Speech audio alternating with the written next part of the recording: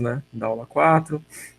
A gravação dessa aula também vai ser disponibilizada para vocês ali no Classroom, da mesma forma como a gente tem feito, né, em todas as aulas, tá? Então, o primeiro conceito para a gente trabalhar nessa aula 4, que é a segunda parte, né, do gestão e controle de estoque. A gente viu a primeira parte na parte da manhã, né? Essa segunda parte agora na parte da tarde. Então, o primeiro conceito é o tempo de reposição. No exemplo da manhã, quando a gente viu ali os cálculos, né, de estoque máximo, estoque mínimo, a gente viu também um exemplo ali de uma tabela em que aparecia ali o tempo de reposição. A gente já, né, conversou um pouquinho a respeito disso. Tratamos de que o tempo de reposição é aquele tempo, né, que o material leva até ser, né, posto na empresa pelo fornecedor, né? Então, esse tempo de reposição ele é calculado, né, mais precisamente, né, em que entre o período em que houve a necessidade do material na empresa até que esse fornecedor reponha esse material novamente na organização, fazendo com que esse estoque seja reposto.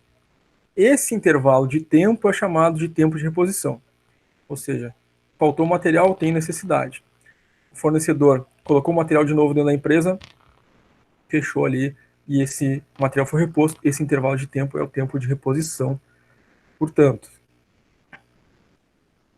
tempo de reposição é um conceito importante para que nós possamos calcular o ponto de pedido. Então, outro conceito aí nessa aula 4 é ponto de pedido. O que é o ponto de pedido? É aquele nível, né, em quantidade de itens em estoque, que, se atingido, né, faz com que a empresa necessite realizar um novo pedido ao seu fornecedor para a reposição daquele mesmo estoque. Né? Então, é um número, né, em quantidade. Então, digamos que eu tenha lá 100 mil itens, né, 100 mil unidades de um item no meu estoque, né?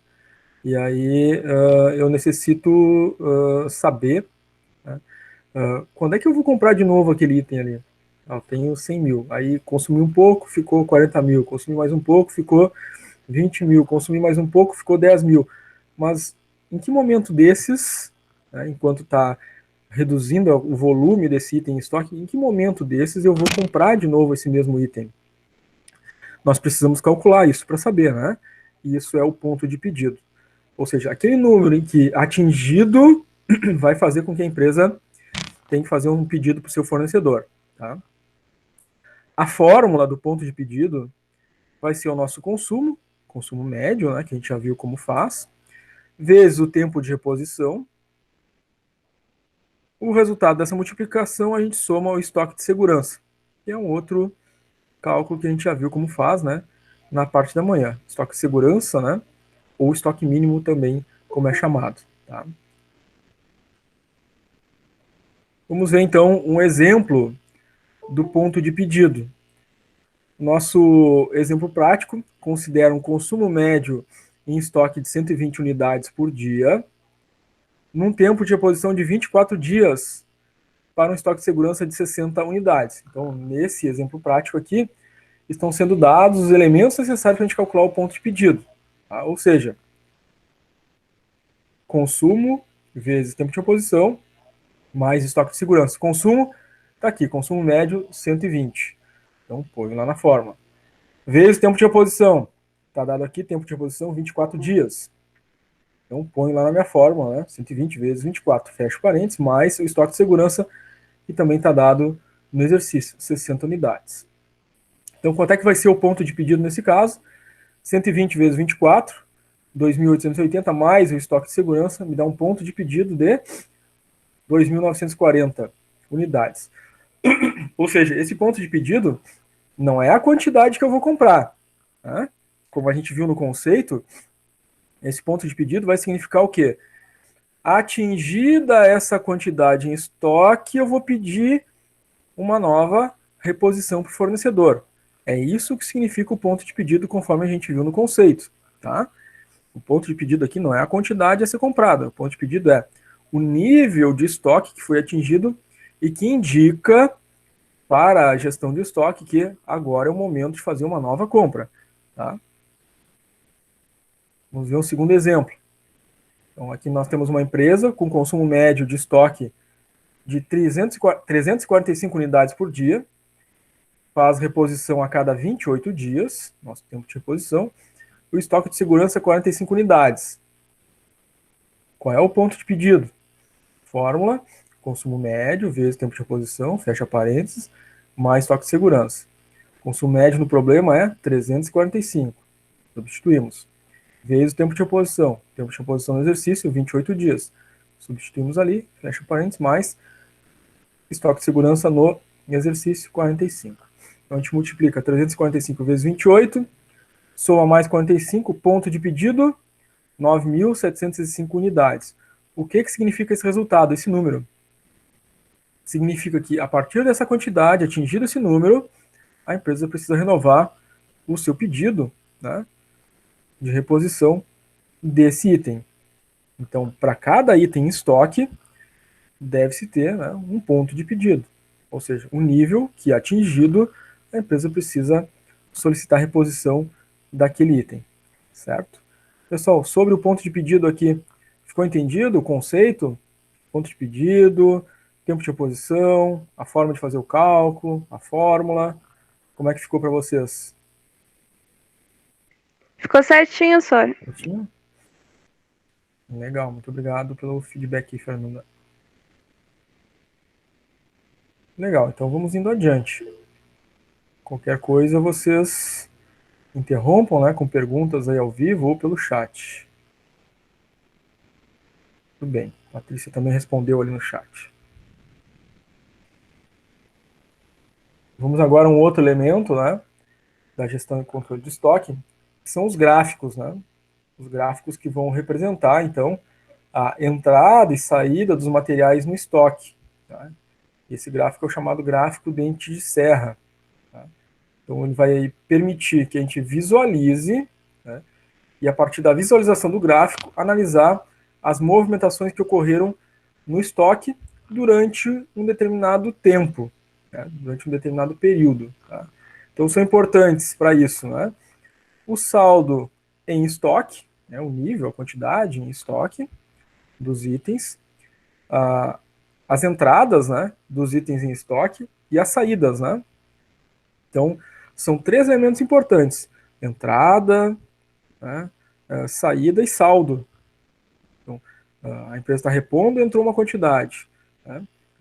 Houve uma saída de material, vai ter um reflexo em saldo, né? Eu tenho 100, saiu 80, qual foi o saldo? 20, né? Aquela mesma lógica que a gente já conhece, né? Por exemplo, de saldo em conta corrente, né? Para quem tem conta em banco, né? Sabe, recebeu o salário e entrou um valor, né? Foi saindo, né, alguns valores, né? Vai diminuindo o saldo, né? Então, a lógica no estoque é em quantidade, né? É a mesma coisa. Então, vai reduzindo, né, a representação no estoque desses itens em quantidade. Claro que vai representando também uma redução, né, do valor em estoque que cada item representa. Nós temos duas representações, né, dentro do estoque. Eu tenho lá 100 peças e essas 100 peças têm um valor de, digamos, R$300. E foi o que custou, né, para adquirir essas 100 peças do fornecedor. E aí eu consumi 80. Né? Então, consumi 80 unidades e essas 80 unidades vão ter um valor financeiro também, né? Então, vou ter uma redução em quantidade e uma redução financeira dentro do estoque, tendo um correspondente saldo em quantidade e correspondente saldo financeiro também. Tá?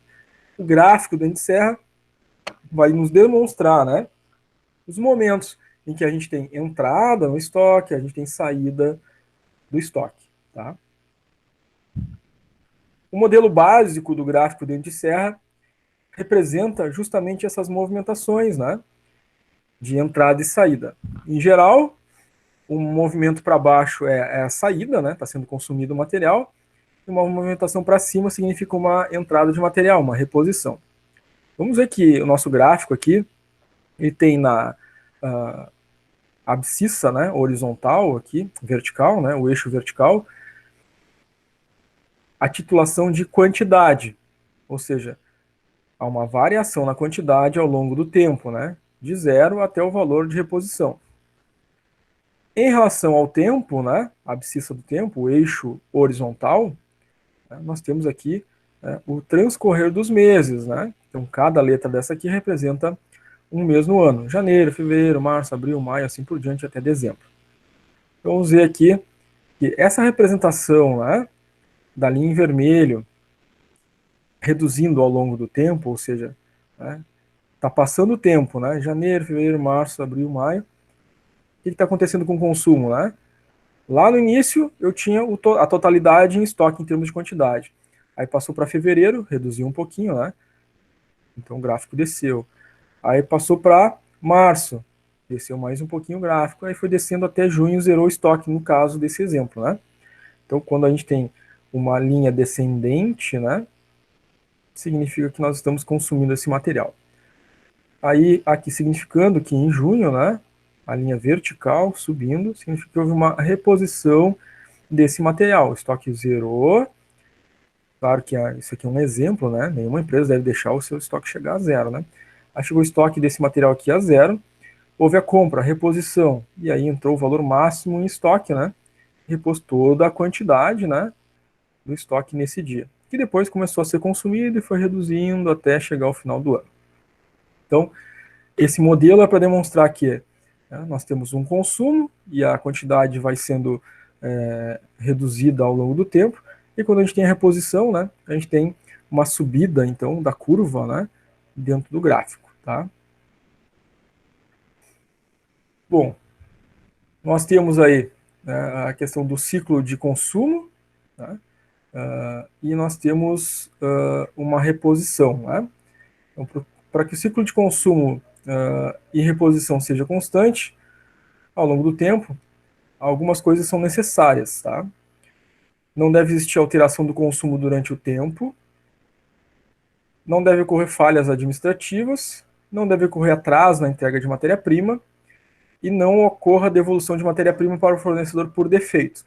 Então, conceitualmente, né, para que haja esse equilíbrio, né, ideal, né, entre consumo e reposição, ou seja, uma constância, né, eu consumo na mesma proporção que eu reponho, né, então eu tenho um ciclo equilibrado. Para que ocorra esse equilíbrio ótimo, né, essas são as situações que não podem ocorrer. Óbvio, né, que o ideal em um processo produtivo, né, dificilmente vai ocorrer, porque durante o processo de gestão, né, de qualquer área, departamento, nós temos situações que ocorrem, né, no dia a dia que fogem ao controle da vontade, né, dos administradores, das pessoas que estão atuando na empresa. Então, essa variação no consumo, né, do material ao longo do tempo, ela pode sofrer por diversas variáveis, né, uma alteração. Tá? Então, um pedido novo já vai alterar, né, o consumo do material ao longo do tempo. Né? Entrou um pedido que estava fora do eixo, né, alterou o consumo. Não entraram pedidos no mesmo volume que entraram no período anterior, alterou o consumo também. Né? Então, vejamos que é difícil, né, que exista esse ciclo devidamente equilibrado. Então, o mais comum que acontece, né, são variações, né, entre a reposição e o consumo. Né? E a administração de materiais deve buscar os meios necessários, né, de gestão aí dos materiais para que sempre nós tenhamos, né, esses materiais em empresa dentro das faixas, né, de estoque máximo e estoque mínimo, como a gente viu no conteúdo da manhã. Bom, algumas coisas, né, que causam influência nesses fatores que a gente viu, né, que precisam estar estáveis, né, mas que são influenciados por diversas situações, sejam elas internas ou externas. Então, algumas, né, que a gente vê e que são fatores externos, né, e que a empresa não tem como gerir. Influência política, por exemplo. Né, alguma alteração legal, né, sabe que na política nós temos as esferas, né, municipal, estadual, federal, né? Nós temos o poder executivo, legislativo e o poder judiciário. Políticos são os poderes executivo e legislativo, né? Então, uma influência política qualquer, né? Uma alteração na legislação, né? a empresa não tem como gerir e vai ser influenciada por isso, né? Influências conjunturais do contexto nacional, influências sazonais, né, em que há maior ou menor taxa de consumo, e a gente nunca sabe, né, no próximo período, né, qual será o consumo naquela estação específica, né, existem várias alternativas, né, variáveis nesse sentido. A própria decisão dos consumidores, né, as inovações tecnológicas, preço, o próprio sistema de produção, concorrência, ou seja, situações que possam, de alguma forma, influenciar esse equilíbrio, né, entre consumo e demanda de materiais. Bom, então a gente já viu, né, que esse consumo e reposição, ele sofre alterações, né? E nós temos aí, né, três modelos resultantes, né, do gráfico de movimentação dente de serra, que demonstram, né, essas diferenças entre reposição e consumo que são mais comuns, né, dentro do processo de consumo de matéria-prima e reposição nos processos organizacionais, porque aquela situação de equilíbrio, né, ideal, né, dificilmente ocorre. Então nós temos a reposição imediata e um consumo que acontece gradativamente. Nós temos uma reposição que possa ser gradativa e um consumo também gradativo, e nós temos uma reposição gradativa e consumo imediato. Nós vamos ver os gráficos, né? Exemplo desses três tipos de relação aí de movimentação de estoque. Então, o primeiro deles, reposição imediata, consumo gradativo. O que acontece nessa situação? A empresa adquire de uma única vez o lote de reposição daquele item que ela quer colocar de novo no estoque. Reposição imediata. Comprei tudo que precisava de uma única vez e entrou tudo no estoque. Tá? Mesmo que o consumo ao longo do tempo seja gradativo. Tá? Então vamos olhar aqui para o gráfico, né? A linha azul aqui representando uma reposição imediata, ou seja, no momento X aqui, a empresa comprou tudo que precisava e repôs o seu estoque, né? Foi para o máximo em uma única compra, tá? Reposição imediata, então há um crescimento na linha horizontal aqui, né? Da quantidade. Mas o consumo desse material, ele se dá gradativamente ao longo do tempo, vai sendo consumido até que chegue a um valor mínimo e a empresa possa repor novamente, tá? Então, situação em que a empresa queira fazer uma reposição imediata de todo o estoque, mesmo que o consumo dela, né, vai se dar só vagarosamente ao longo do tempo. Isso pode ocorrer em que casos, né? Vamos imaginar que a empresa queira fazer uma proteção, né, em quantidade, uma proteção em relação ao custo, né? Essa matéria-prima seja comprada do exterior, o contrato em dólar, e nesse momento aqui que a empresa está precisando comprar, o dólar está baixo. Tá? A cotação está baixa. A empresa aproveita e repõe todo o estoque, aproveitando a oportunidade de dólar baixo, mesmo que ela saiba que ela vai consumir ao longo dos meses, gradativamente, né, aquele material. Né? Ela poderia comprar gradativamente? Poderia, mas poderia comprar a dólar cada vez mais alto. Né? Então, fazendo essa reposição imediata, ela tem essa proteção. Né? Então, ao longo do tempo, enquanto ela vai consumindo o material, essa variação do dólar pode sofrer, então, outros impactos, né? O dólar pode subir bem mais, né? Mas ela está consumindo ainda do estoque anterior, então ela não se preocupa com isso, né? Então, isso pode ser uma motivação, né, para que esse tipo de situação de gráfico aconteça em uma reposição, tá? Reposição que seja imediata, né? O valor, quantidade total no estoque é reposto de uma única vez e é consumido ao longo do tempo, né? De acordo com as necessidades ao longo dos meses, dias, semanas. Segunda configuração, quando a gente tem uma reposição que seja gradativa e o consumo também gradativo. Tá? Então, o ritmo de reposição tende a ser, naturalmente, um pouco mais elevado do que o ritmo de consumo, né? Então, se a reposição se dá de forma gradativa e o consumo gradativo, para que não haja falta de material, né? A reposição gradativa tem que ser em nível e quantidade um pouquinho maior, do que o consumo que se dá ao longo do tempo, para que haja sempre uma diferença, né, em estoque, aquele valor mínimo, né? Então, no gráfico aqui nós temos essa representação, né? Nós temos aqui uma quantidade, né, sendo reposta gradativamente, várias compras ao longo do tempo, até que se chegue a um determinado nível aqui, né? Então, digamos que a empresa atingiu aqui, né, uma reposição total do lote, né? O consumo se dá de forma gradativa também ao longo do tempo. Então, foi diminuindo o estoque ao longo do tempo, na linha azul, né, até que chegou num determinado nível, né, de estoque mínimo, por exemplo, a empresa repôs de novo, né?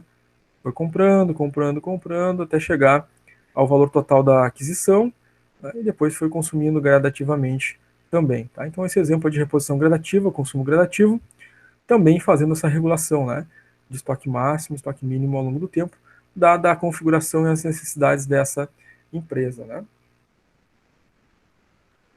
Nós temos também o terceiro tipo, né, que é a reposição gradativa e o consumo imediato. Tá? Então, nessa situação, a reposição e o consumo, né, não podem ser simultâneos, obviamente, né? Então, para aquelas empresas que tenham uma reposição gradativa, né, e o consumo imediato, os dois não podem acontecer ao mesmo tempo, por óbvio, né?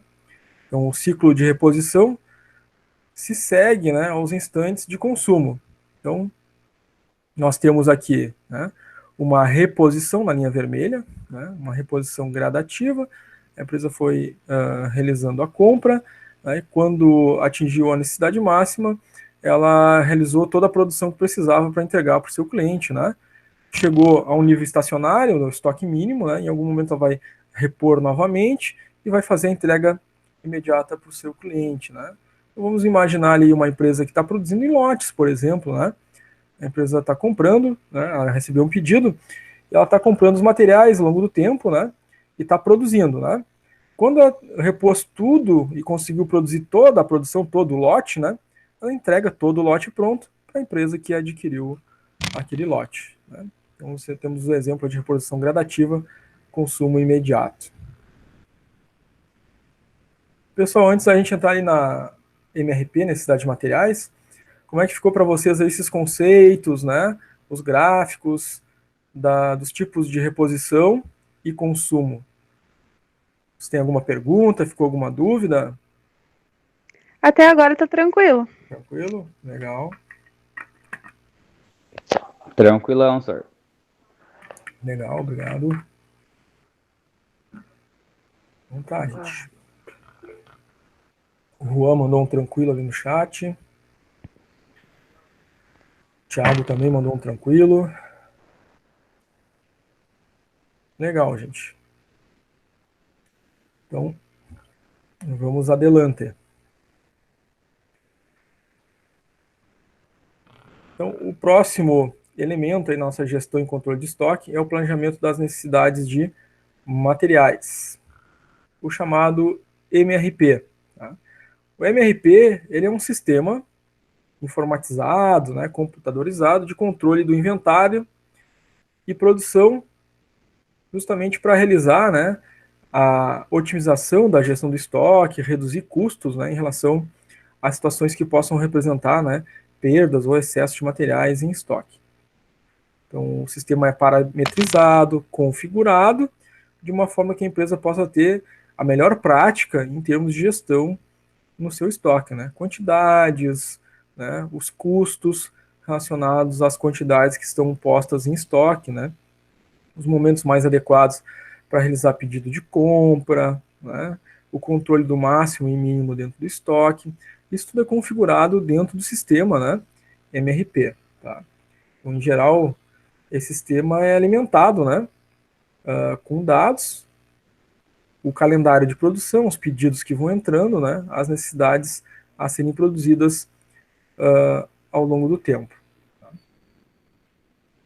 Então, o esquema básico aí do MRP, né, vai fazer com que a empresa consiga identificar, né, as suas necessidades de materiais a partir daquilo que ela tem, né, de pedidos de compra, ou seja, previsão de vendas. Então, digamos que eu tenho lá o produto A, produto B, produto C, produto D. Eu estou recebendo pedidos, né, para programar minha produção para o próximo período. E aí, eu recebi lá pedido, né, do produto A.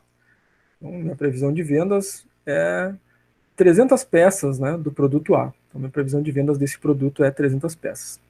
Mas desse produto, produto A, eu já tenho alguma coisa pronta no meu estoque, né, de produto acabado. Então, digamos que eu tenha lá 100 peças, né, prontas. Né?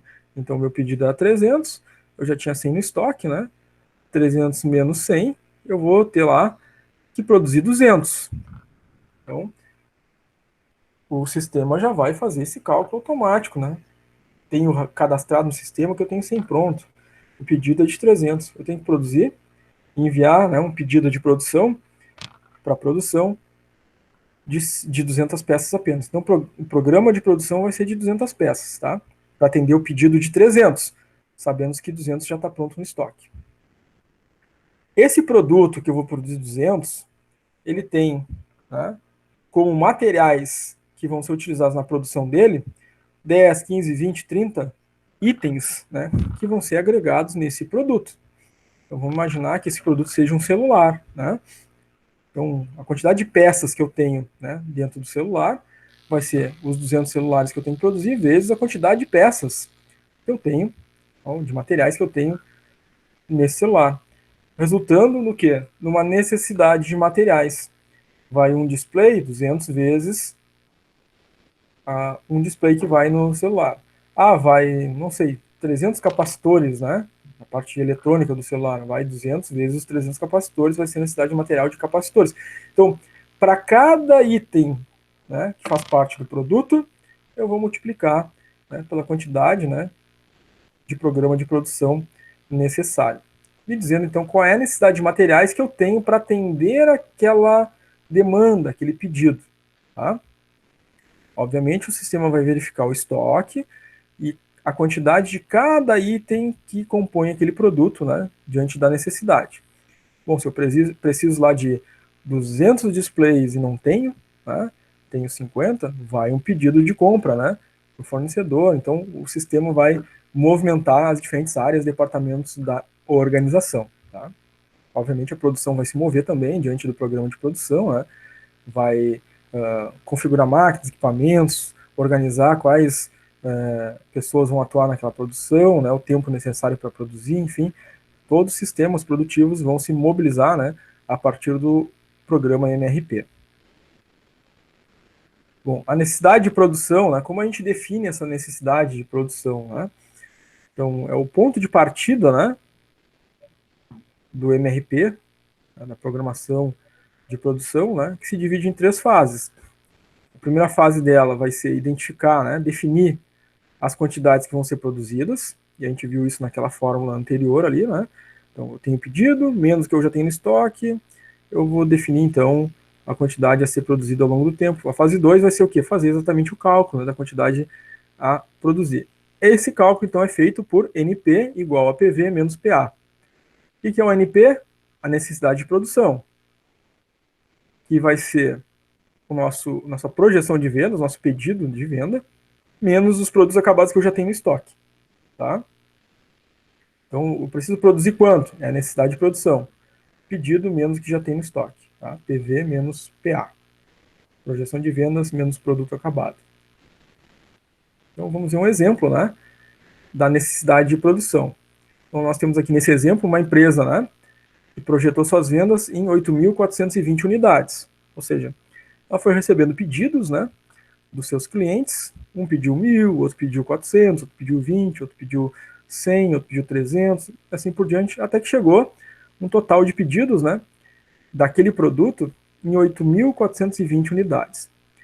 Aí a empresa, o sistema, olhou lá no estoque, né, de produto acabado. Já tem no estoque pronto desse mesmo produto que os clientes pediram 3.950 unidades. Então fica fácil, né, da gente entender essa lógica, né? Quanto é que eu vou precisar produzir? A diferença. Se eu já tenho essa quantidade pronta, eu só produzo aquilo que falta, né?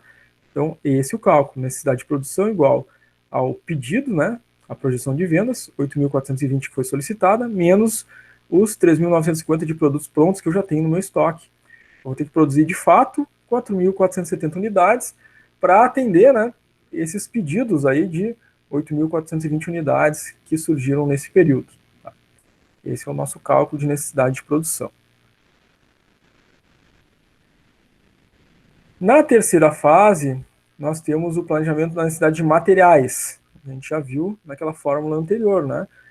A gente tinha visto ali que tinha entrado pedido, menos que já tem no estoque, vai dar igual ao programa de produção, né? Quanto eu preciso produzir.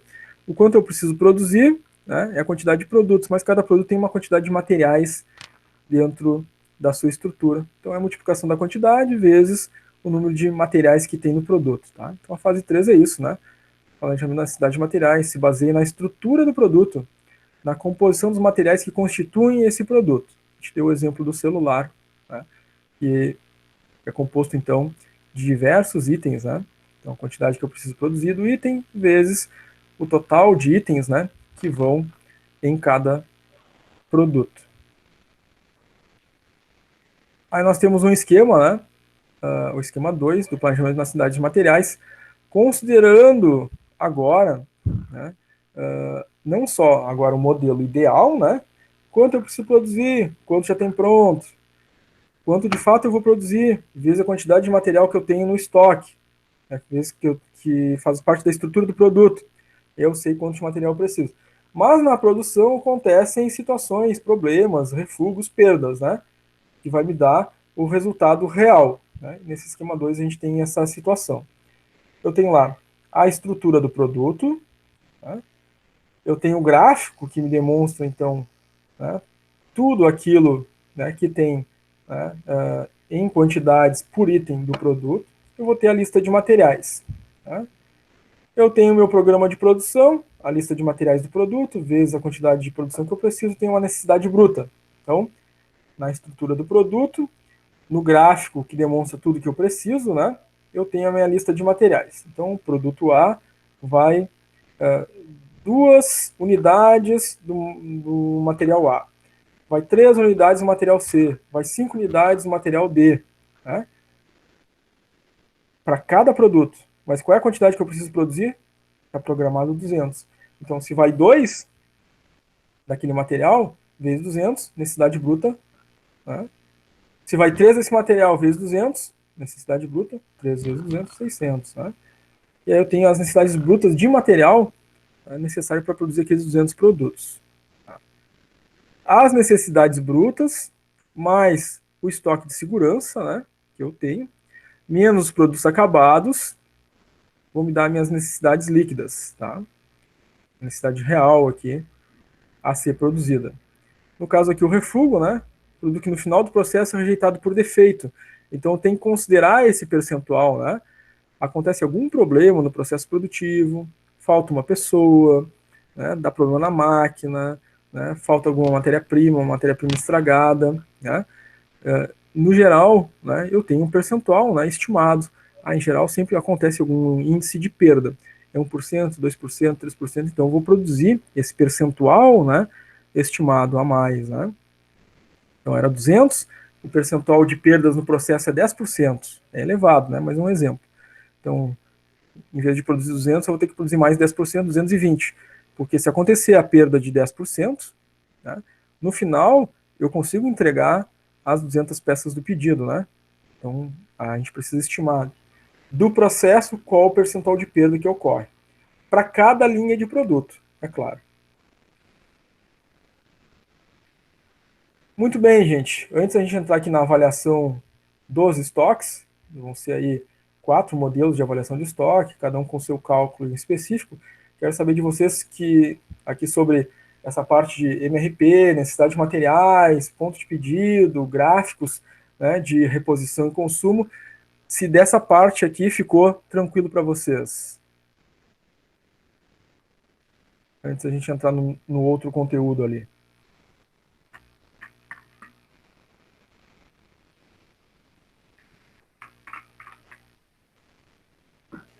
Tranquilo, só. Legal, Fernanda, obrigado. Tranquilo, senhor. Obrigado, Thiago. Muito bem, gente. Então, o Juan também mandou um tranquilo ali no chat. A Sara também, tudo certo ali. Legal. Então, vamos adelante. A avaliação dos estoques. Então, a avaliação do estoque vai ser ali um levantamento, uma apuração do valor financeiro dos materiais que estão estocados e, é claro, também da quantidade, né, dos itens estocados. Uma certa quantidade representa um valor financeiro no estoque. Muito bem, até aí tranquilo. Mas existem 4 métodos diferentes para significar o valor financeiro dessas quantidades que estão no estoque.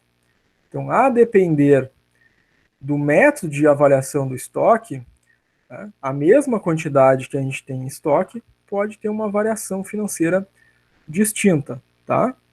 Então, a gente tem a avaliação financeira do estoque pelo custo médio, a avaliação financeira do estoque pelo método PEPS, chamado FIFO, né? First in, first out, primeiro que entra, primeiro que sai.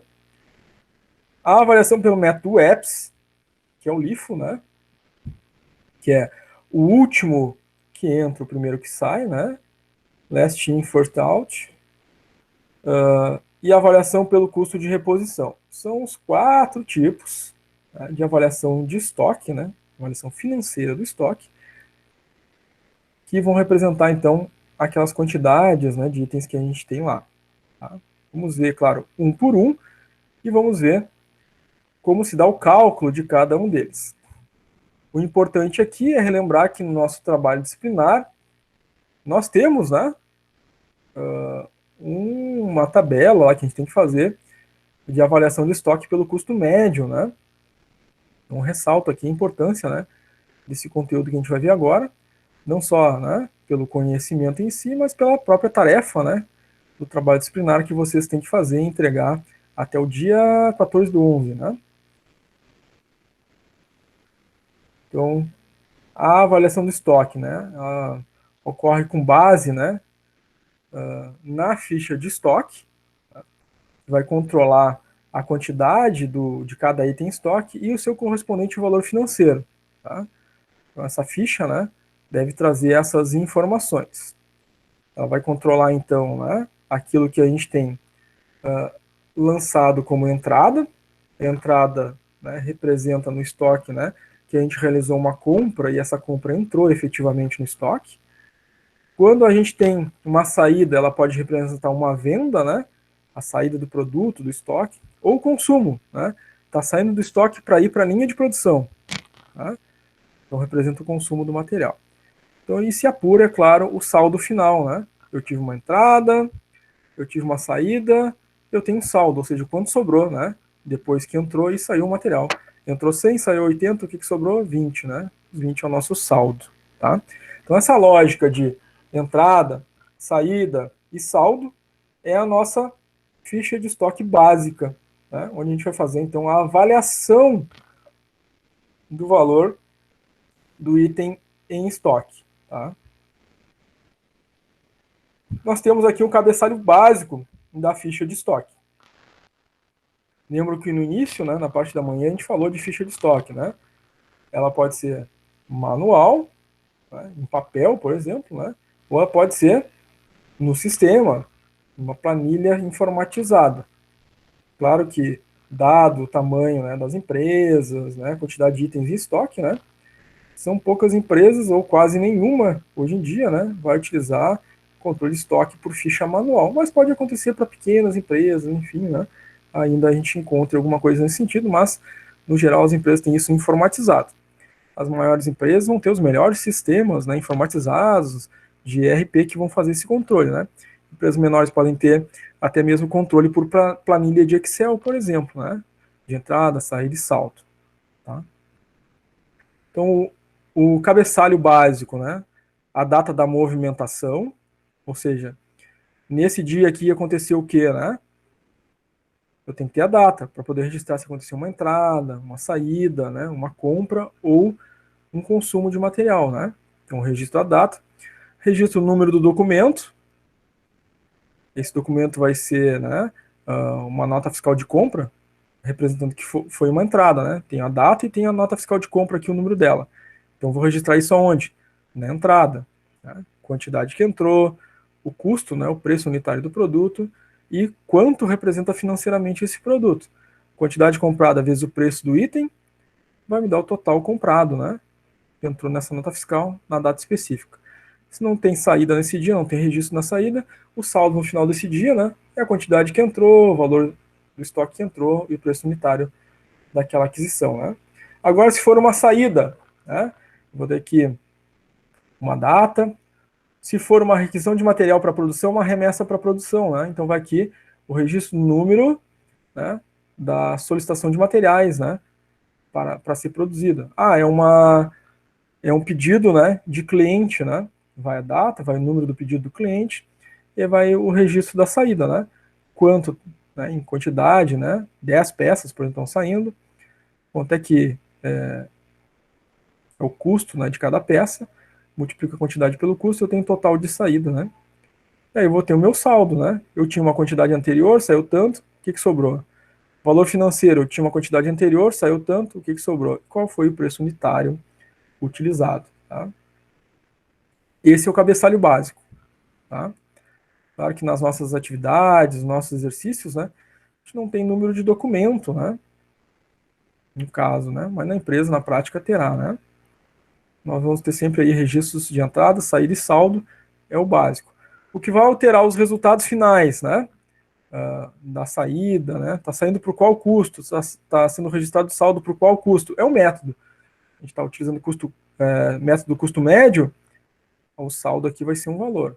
A gente está utilizando o método EPS, o método PEPS, o método de custo de reposição, né? Cada método vai dar um saldo final aí com o seu valor correspondente, tá? Embora as quantidades, os itens sejam os mesmos, né? O método é que vai alterar o registro do valor financeiro no estoque, porque a quantidade não se alterará claramente. Então vamos iniciar a avaliação do estoque pelo método, né, do custo médio. Tá? Nesse método, vamos ver a caixinha azul aqui, né? O reflexo do método custo médio na avaliação financeira do estoque. No longo prazo, representa os custos reais das compras de material. Então, estou usando o valor médio do custo ao longo do tempo, então vai representar os custos reais desse material no longo prazo. Tá? Então, vamos ver um exemplo prático. A gente vai usar esse exemplo aqui, né, para os 4 métodos, justamente para a gente ver a comparação do resultado. Tá? Então, nós temos aqui, né, uma movimentação de estoque de um determinado insumo. Tá? Temos aqui letra A, letra B e letra C.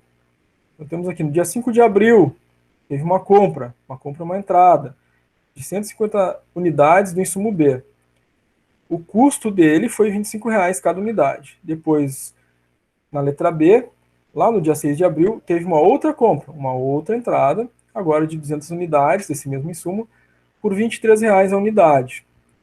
E na letra C, no dia 6, a gente tem uma saída, uma remessa de 80 unidades desse insumo para produção. Aqui nós temos a tabela pronta, né, representando pelo custo médio o valor final já, né, do estoque, dadas as movimentações. Mas nós vamos ver o passo a passo para descobrir como é que a gente chegou nesse saldo final aqui, né? 270 unidades foi o que sobrou. Financeiramente sobrou 6.441 unidades com 20 centavos, reais com 20 centavos. E o custo unitário médio foi 23,86. Como é que a gente chegou nesses valores? É isso que a gente vai ver agora no passo a passo do cálculo da avaliação pelo método do custo médio. Primeiro passo, registro das entradas. Então, olha o nosso cabeçalho. Entrada, saída, saldo. O que aconteceu na letra A? Uma compra, né? Então, nós estamos registrando aqui, compra 150 unidades. Compramos a R$ 25,00. Qual é o valor financeiro dessa compra? São as 150 unidades vezes os R$ 25,00. Financeiramente, o que eu tenho na entrada? nessa primeira compra, R$ 3.750. Nesse dia 5 de abril, tem saída? Não, então fica em branco. O que eu tenho no saldo? Exatamente aquilo que tem na entrada. Tá? Considerando que eu não tenha tido registros anteriores, né? É a primeira entrada desse material no meu estoque. Então, está sobrando lá no saldo, 150 que tinha entrado, os R$ 3.750, né?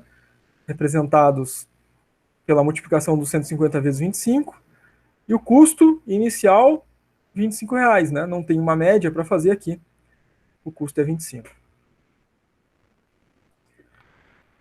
Segundo passo, uma segunda entrada. No dia 6 foi comprado, né? Foram compradas mais 200 unidades. Essas 200 unidades foram compradas a R$ 23. Quanto é o valor da entrada, o valor financeiro? 200 vezes R$ 23, R$ 4.600. Bom, agora o meu saldo vai ser as 150 peças que eu já tinha, mais as 200 que entraram. Meu saldo aqui, neste momento, é 350 peças. Ok? Então, como é que eu sei o saldo agora? Quantidade do saldo é a soma das duas entradas, 150 mais 200, 350. Vamos para o próximo passo. Como é que eu sei o saldo financeiro das entradas, né? Eu tive lá 150 que entrou a 25, 200 que entraram a 23. Multipliquei 150 por 25, deu 3.750. Multipliquei 200 por 23, deu 4.600. Então, o registro da primeira entrada, R$ 3.750. Como é que eu cheguei nesse valor aqui do saldo, né? Na segunda linha, 8.350. Soma as duas entradas, 3.750 mais 4.600. Eu chego ao valor financeiro de R$ 8.350. Então, até o momento aqui eu tenho 350 peças que entraram, 150 mais 200.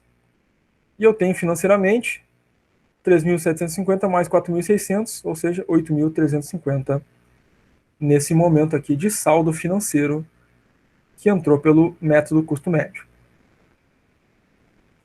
Agora, eu preciso fazer o cálculo do custo médio para determinar, né, qual o valor do custo unitário médio nesse momento. No momento inicial foi simples, né? Entrou 150, R$ 3.750, entrou por R$ 25. Mas agora eu tenho peças, né, no estoque que entraram a 25 e peças que entraram a 23, né? Quando eu tenho aqui 350 peças, 150 entrou a 25, 200 entrou a 23. E financeiramente, né, eu tenho a soma das duas quantidades financeiras. Então, nesse momento eu faço o valor financeiro total, 8.350, dividido por 350 unidades.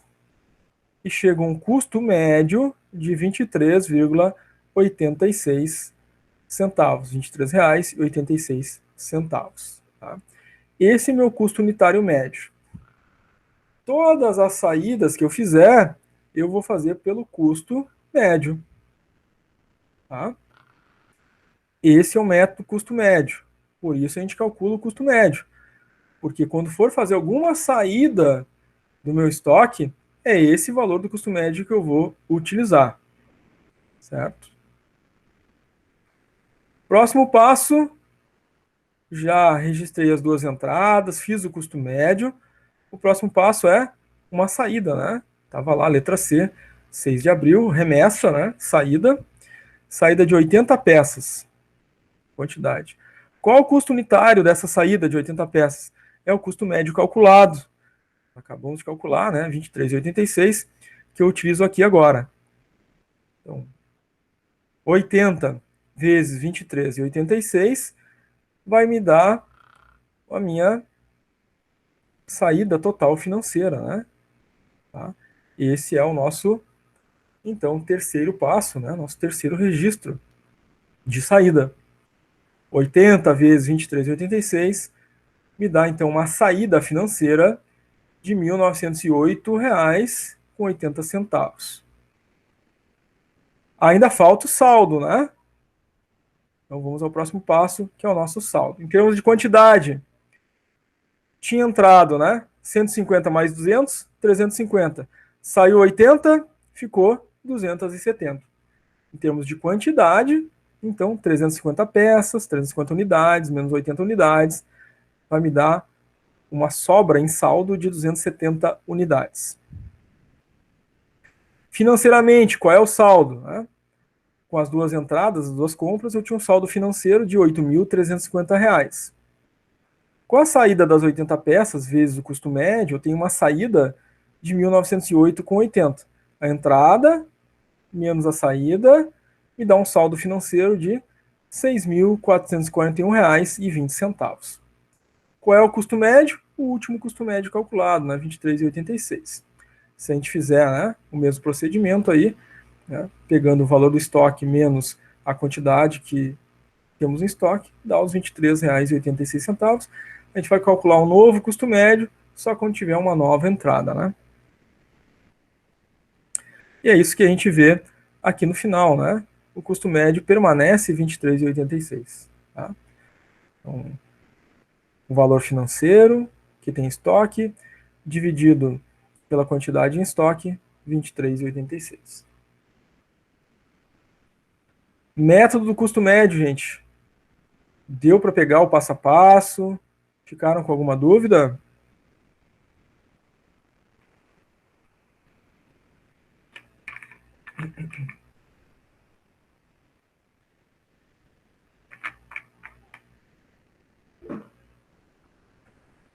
Ana mandou ali um tranquilo.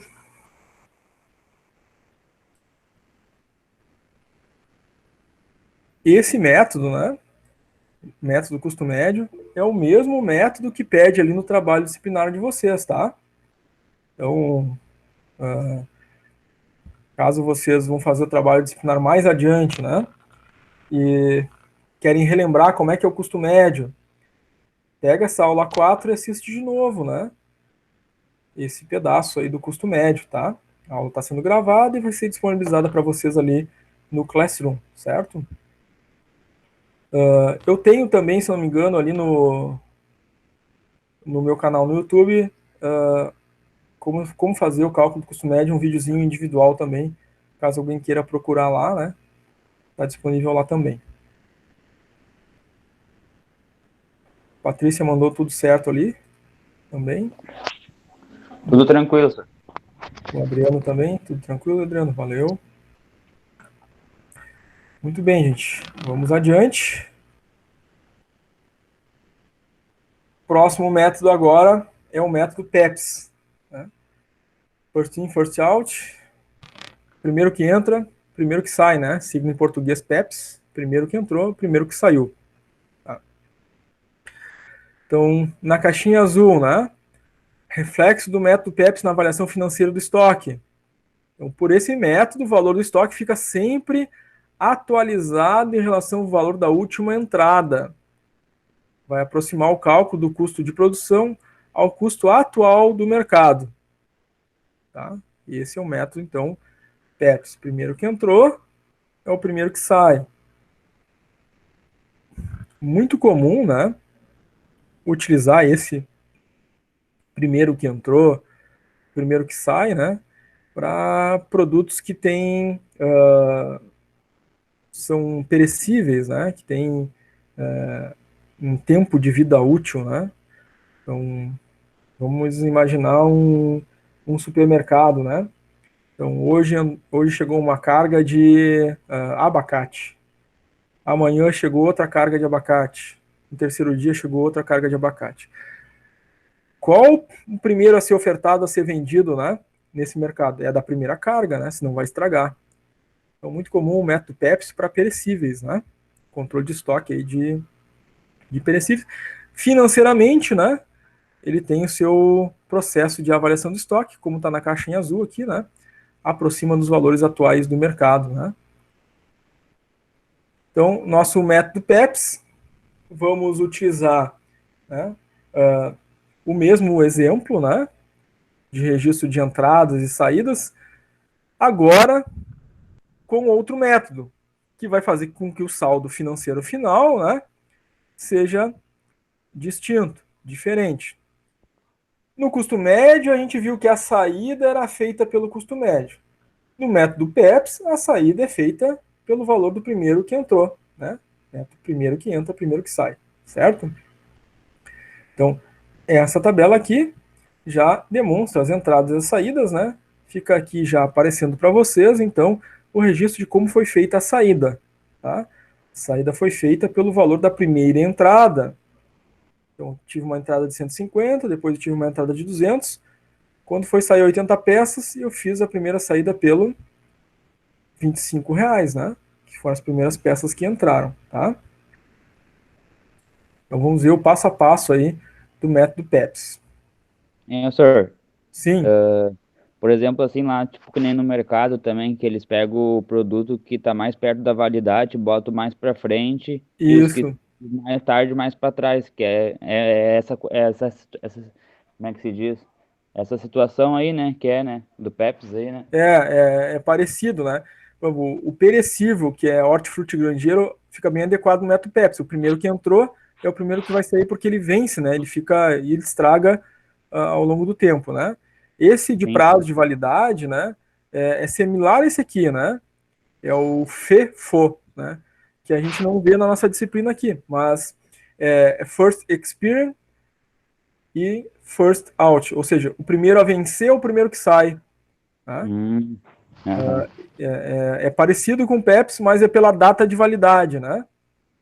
Show de O bola. método, o método é semelhante, né? A parte de cálculo é toda semelhante, só muda essa questão aí de, né, um é que vence e o outro é que estraga antes, né? O primeiro que entrou, por exemplo, perecível, vai estragar antes. Mas aqueles que têm data de validade, né? Aí vai pela data de expiração, né? Data que expira. Até legal o colega trazer esse exemplo aí. Quem usa esse método, né? First expired, first out, é o processo, por exemplo, da Natura, a Avon, Boticário, essas empresas de produtos cosméticos e que tem data de validade, né? First expired, first out. Então até recomendo, né? Quem quiser procurar aí no YouTube e assistir, né? O processo logístico da Natura, né? Que usa esse método first expired, first out. Então agradeço a contribuição do colega que acabou trazendo essa lembrança aí. Se eu conseguir, prometo para vocês ali postar no meu canal do YouTube, né? Esse vídeo do processo logístico da Natura. Até não sei se já não está, vou dar uma conferida. Se tiver lá, eu compartilho o link com vocês depois para olhar essa diferença aí, tá? Então, gente, vamos ver o método PEPS, First In, First Out. Entradas, né? Dia 5 entrou 150 a R$ 25. Dia 6 entrou 200 peças, R$ 23. E dia 6 saiu 80 peças, e aí tem que fazer a saída pelo método que está sendo utilizado. No caso aqui, é o método PEPS. Tá? As quantidades, né? E os valores financeiros, a gente já sabe como funciona, né? A entrada menos a saída representa um saldo. Se eu só tenho entrada e não tenho saída, o que entrou é o que está no saldo. Né? Então é isso que a gente está vendo aqui nessa primeira tela. Né? Então nós temos aí 150 peças, R$ 25, R$ 3.750 entrou financeiramente, 200 peças vezes R$ 23 o custo de entrada, R$ 4.600 de entrada. As duas entradas financeiramente, né, vão representar então R$ 8.350. Na primeira linha, só a primeira entrada, 150 peças por 3.750. Na segunda linha, né, mais 200, então ficou 350 peças. Somos dois valores financeiros, fica R$ 8.350. Saída. Saindo 80 peças, né, pelo método FIFO, né, PEPS, primeiro que entra, primeiro que sai. Quando eu vou fazer uma saída, qual o custo unitário da saída? É o do método PEPS que está sendo utilizado, ou seja, o custo do primeiro que entrou. As primeiras peças que entraram foram as peças que entraram, então, a R$ 25, né? Entrou 150 peças a R$ 25. Então, eu vou fazer a minha primeira saída de 80 peças a R$ 25. certo? O resultado financeiro da saída, R$80 vezes 25, 80 peças, né, vezes R$25, R$2.000 estão saindo nesse caso. Saldo final, né? Eu tinha R$8.350 que entraram, menos os R$2.000 que saíram, financeiramente ficou R$6.350. Em termos de quantidade, a gente sabe, né? Tinha 350, saiu 80, ficou 270, né? Que é o nosso saldo final ali. Sendo que a gente deve entender que estão saindo 80 peças dessas 350 e ficando 270, mas essas 80 peças estão sendo consumidas das 150 que entraram a 25. Se eu tivesse uma próxima saída aqui, ainda teria um saldo de peças a R$25, né? Porque se saiu só 80, dá 150, né? Ainda tem 70 peças a R$25, tá? Então, se eu tivesse um próximo consumo aqui, né, de mais peças, eu teria que fazer a saída a R$25 ainda, né? Até consumir todas as 70, para só aí depois, em próximas saídas, começar a consumir as peças a R$23. Então, a primeira que entrou é a primeira que sai. Acabou as peças a 25, começa a consumir as peças a 23. Aí terminou as peças a 23, vou começar a consumir as peças, né, da próxima entrada, tá? Então, é sempre do primeiro que entrou. Acabou do primeiro, vou para o segundo, vou para o terceiro, quarto, assim por diante, tá? Por isso está saindo peça aqui a 25, tá? E o saldo fica 270 peças e fica R$6.350 de estoque final. Próximo método é o método WEPS. O último que entrou professor? é o primeiro que sai. Falou? Pergunta? O professor, até um comentário, na verdade, a nossa questão de trabalho é esse método PEP. Aí, ali, no caso... Não é custo médio? Não, que eu vi ali é montar a planilha PEPs e, na sequência, responda os questionamentos. Ah, tá. Ah, então é PEPs, confundi. Aí, na verdade, ali, na questão, não tem data. Essa planilha que a gente vai ter que montar, provavelmente a gente não vai precisar botar a data, seria só na sequência, né? É na sequência, né? A primeira compra, a segunda compra, a terceira é uma saída. Para facilitar para vocês, vocês podem estipular datas, né? Tá? O primeiro processo foi no dia 5, o segundo processo foi no dia 6, o terceiro processo foi no dia 7, tá? Vocês podem estipular ali uma data fictícia ali para facilitar, tá? E o ideal seria montar bem estilo o seu exemplo que o senhor deu ali, no caso. Isso, montar uma tabelinha, né? Pode ser no Excel, na verdade, né? Pode.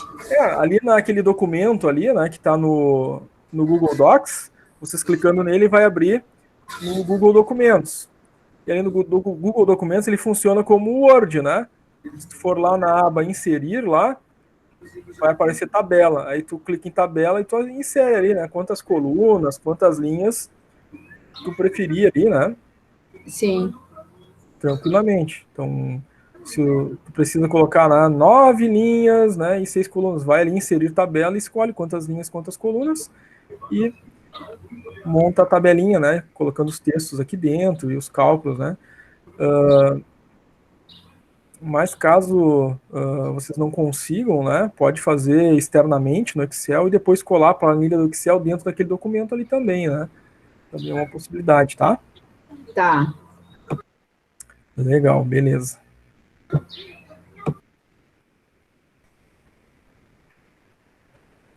Muito bem. Então a gente viu o método custo médio, a gente viu o método PEPS. Agora a gente vai ver o método WEPS, né, que é o último que entra, o primeiro que sai. Então inverte a lógica, né, do anterior. Antes, primeiro que saía, o primeiro que entrava era o primeiro que saía. Agora não, é o último, né? O último que entrou é o primeiro a sair, tá? Então, o reflexo do método WEPS na avaliação financeira do estoque. Então, como a saída do estoque é feita pela última compra, né, o estoque vai refletir o custo do produto mais elevado, vai supervalorizar o preço do material aplicado na produção. tá? E esse é o reflexo do método EPS, tá? Na avaliação financeira do nosso estoque, tá? Então, o último que entrou vai ser o primeiro a sair, tá? Então, temos aqui exatamente o mesmo exercício para a gente verificar que o saldo financeiro final, né, desse método vai ser diferente dos outros, tá? Embora as quantidades que entram e que saem são as mesmas, né?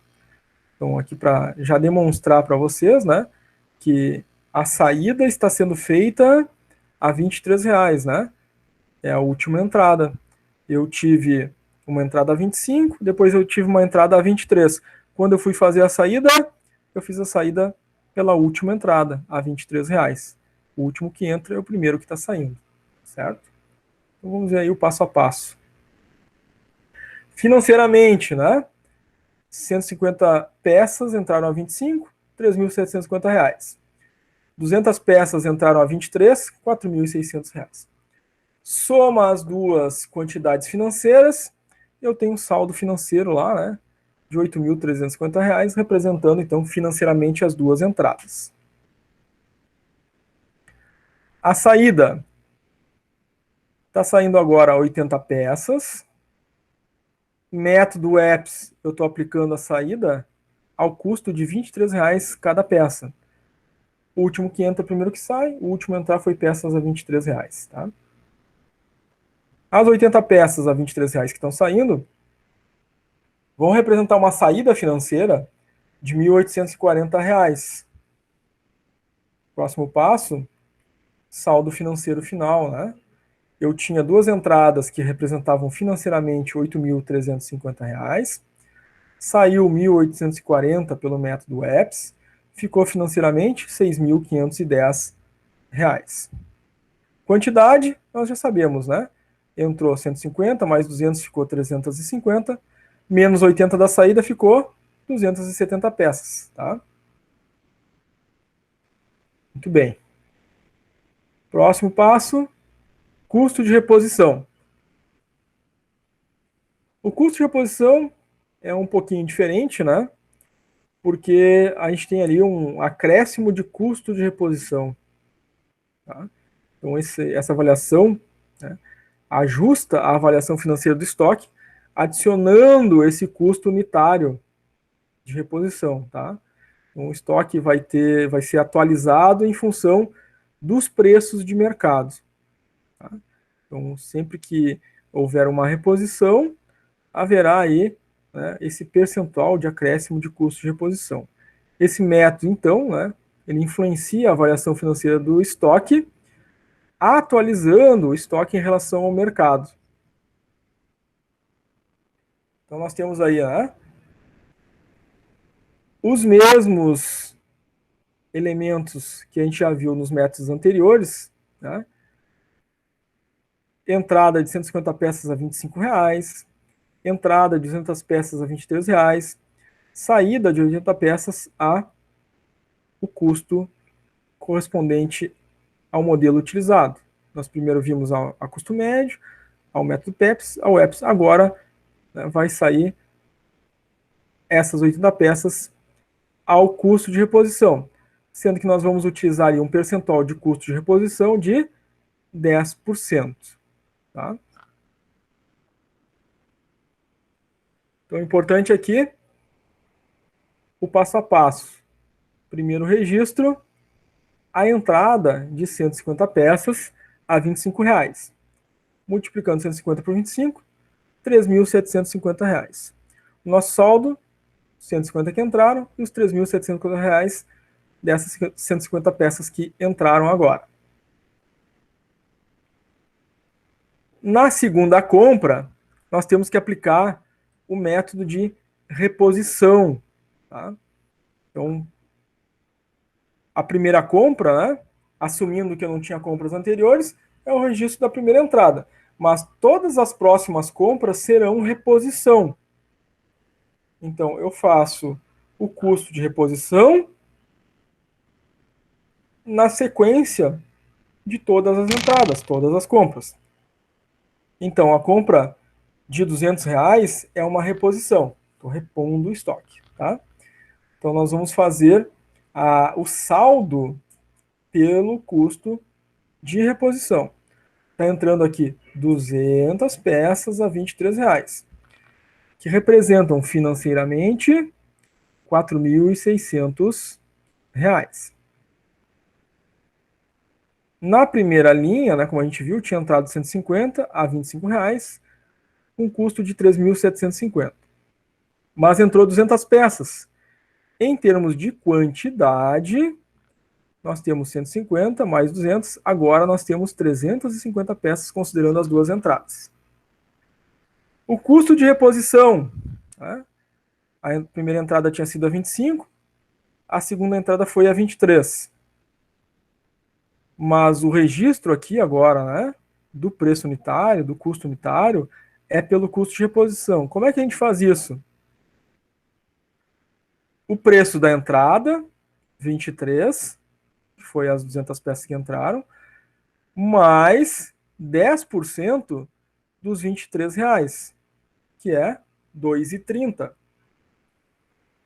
R$ 23,00 mais R$ 2,30, custo de reposição, R$ 25,30. Aí nós vamos fazer a 150 mais 200 peças, ou seja, 350 peças, vezes o custo de reposição, R$ 25,30. O saldo financeiro vai ser R$ 8.855. Tá?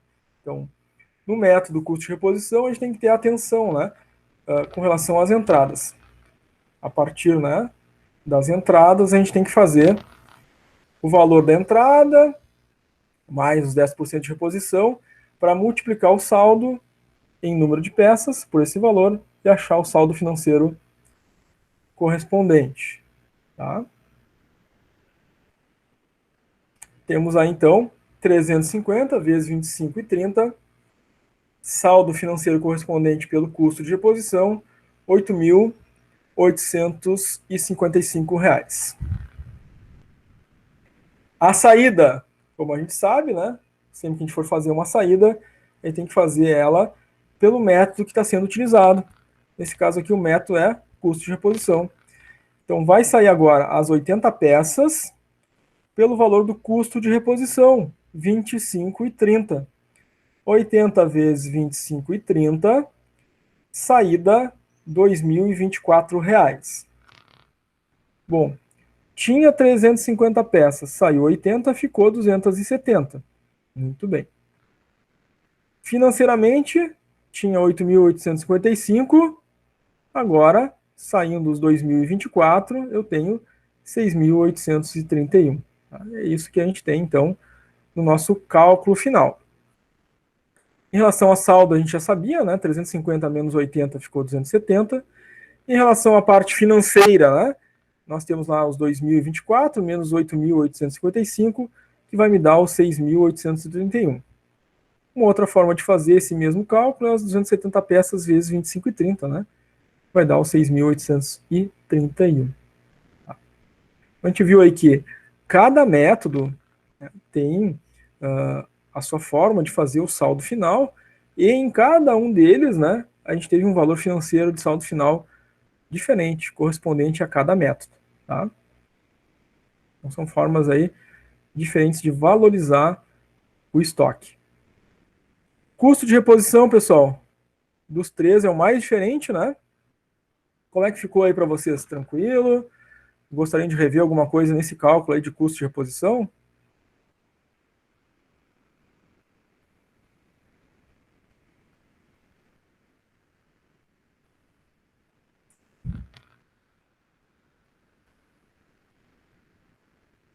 Sora, eu acho que na hora de fazer o trabalho, eu vou dar uma olhadinha de novo no vídeo. Tá. Mas agora ficou tranquilo. Legal. Legal, obrigado, Fernanda. É isso aí, a ideia da Fernanda é muito boa, né? Se vocês precisarem, né? Podem acessar o vídeo, né? Para ver esse passo a passo novamente. O Lucas também está com a Fernanda nessa. É isso aí, Lucas. Beleza. Muito bem, gente. Vamos adelante. O próximo item da nossa aula 4 é o lote econômico de compra, né? É o leque. Não é o leque, né? Mas é um leque importante, né? O leque representa a quantidade de material onde o custo de compra, né, o custo de armazenagem dessas compras e conservação sejam menores. Pode ser feito de duas formas, né? Mas o objetivo central, o objetivo principal, né, é ser econômico, né? Ter um menor impacto de custos nas nossas compras, tá? Então, o cálculo do leque, né, é isso, é determinar qual seria o valor ideal, né, de compra para minimizar os custos. Então, o primeiro método é o leque para valor percentual, tá? Acho que dessa nossa disciplina aí de produção de materiais, né? Esse é o cálculo mais complexo porque tem raiz, né? Olha só. Então, nesse caso, né, nós vamos trabalhar com uma taxa de armazenagem em termos percentuais, né? Então, na nossa fórmula, né, dentro da raiz, né, nós temos na parte de cima da divisão 2, que multiplica a demanda anual, que multiplica o custo do pedido, tá?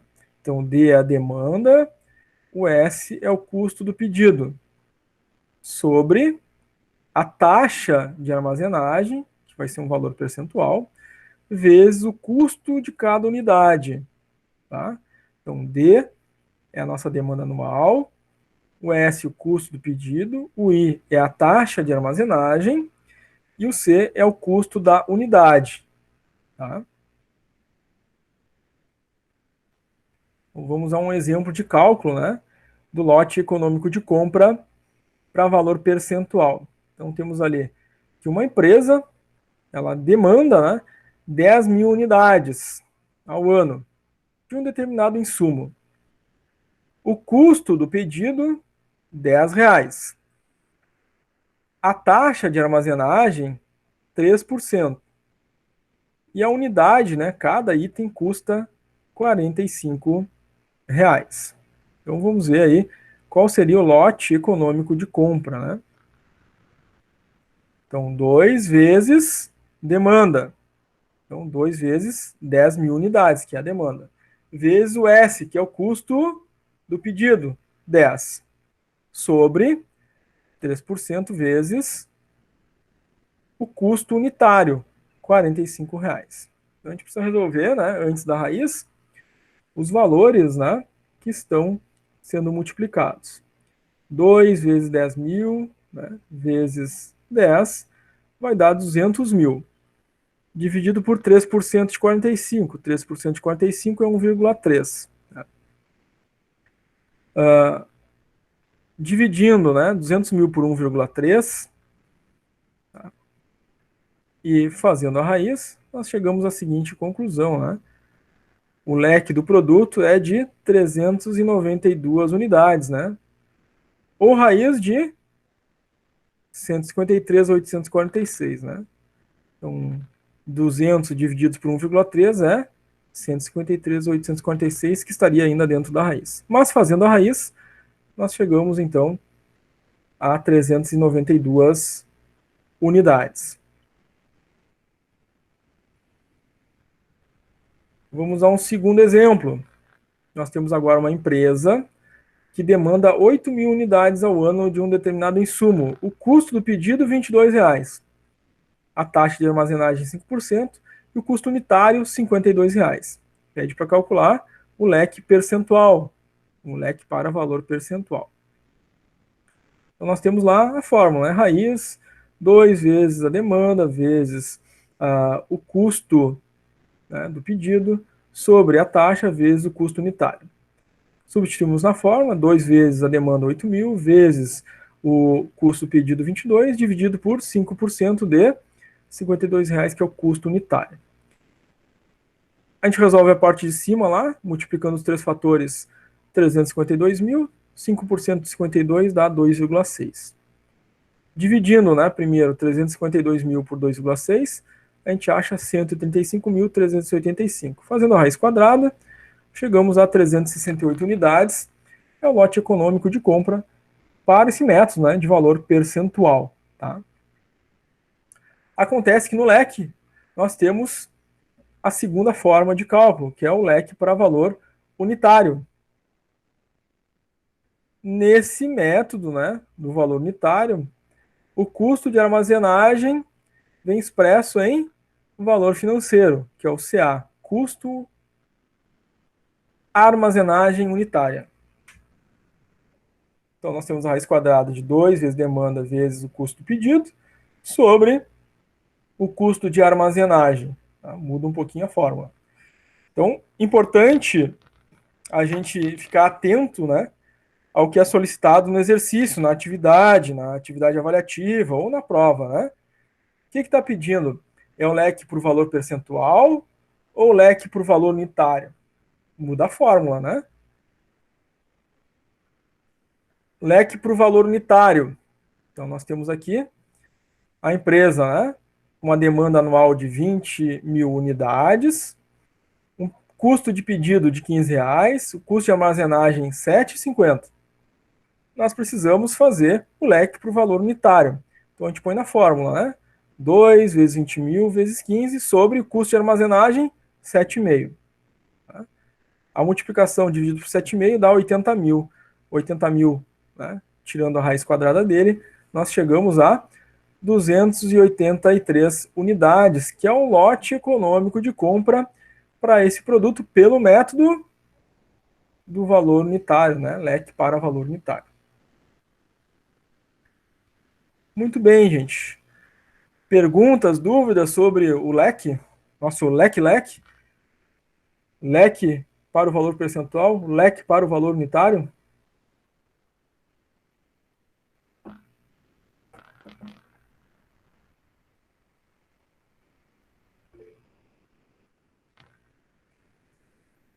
Patrícia mandou um tranquilo ali no chat.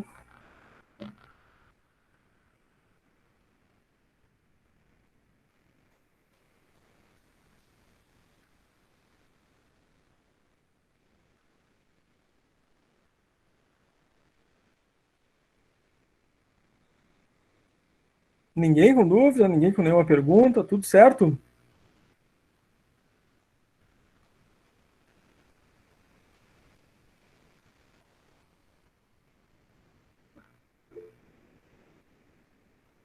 O Lucas aí tá tranquilo também. Juan, tudo ok.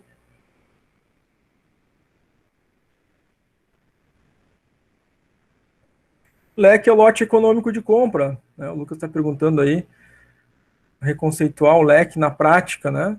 É aquele valor, ou seja, a quantidade em número de peças, unidades, enfim, que vão ser adquiridas pela empresa e que representam, portanto, um menor custo, né? Então, o que vale a pena para a empresa comprar nesse momento, repor seu estoque? Comprar 1.000 peças, 10 mil peças, 20 mil peças? Não sei. Para mim saber o que é mais econômico para a empresa, né, comprar, eu preciso calcular o lote econômico. Né? Com esse lote aqui, eu consigo repor o meu estoque, né, sendo o mais econômico possível, alocando menos recurso financeiro dentro do meu estoque. Então, ali no caso, eu estou comprando 283 unidades. É o suficiente para mim atender a minha demanda, né, os meus pedidos, sem que eu onere, né, a empresa comprando, sei lá, em vez de comprar 283, nem calculei, não sei, vou comprar 10 mil. Olha o custo disso para o estoque, né? É muito superior. Agora, se eu sei o lote econômico, né, eu estou atendendo, né, a um dos objetivos, né, da administração de produção, por exemplo, que é a redução de custos. Né? Lembram lá da nossa primeira aula, né, os 5 objetivos da administração da produção, né? Custos, qualidade, rapidez, flexibilidade e confiabilidade, né? O leque atende o quê? No mínimo está atendendo, né, um objetivo, o primeiro deles, que é a redução do custo, né? Por esse lote econômico de compra. Não sei se consegui reconceituar aí, Lucas. Respondi a tua pergunta. O Lucas colocou ali. Show, valeu. Isso aí, Lucas. Obrigado.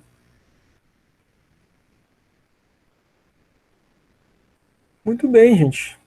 Então, sobre o conteúdo da nossa aula 4 da tarde, né? Nós fechamos, tá? Então, como nós fazemos sempre em todas as aulas, nós vamos ter 15 minutinhos de intervalo para vocês tomarem um café, né, fazerem um lanche, enfim, ir ao banheiro, tomar uma água. Após o intervalinho aí de 15 minutos, nós vamos fazer nossas atividades no Classroom correspondentes a essa aula 4. Tá? Vão ser disponibilizados para vocês ali no Classroom os slides da aula 4 e o vídeo, né, gravado dessa mesma aula 4. Tá? Tranquilo, gente? Vamos fazer um intervalinho, então, de 15 minutinhos? Tranquilo, senhor. Então tá. Voltamos, então, após o intervalo, ao vivo aqui no Google Meet. Permanecemos conectados para dúvidas, perguntas de vocês, enquanto as atividades estiverem acontecendo, né? Essas atividades vão ali até as nossas 16 horas, né? Que é o horário que encerra a nossa aula da tarde.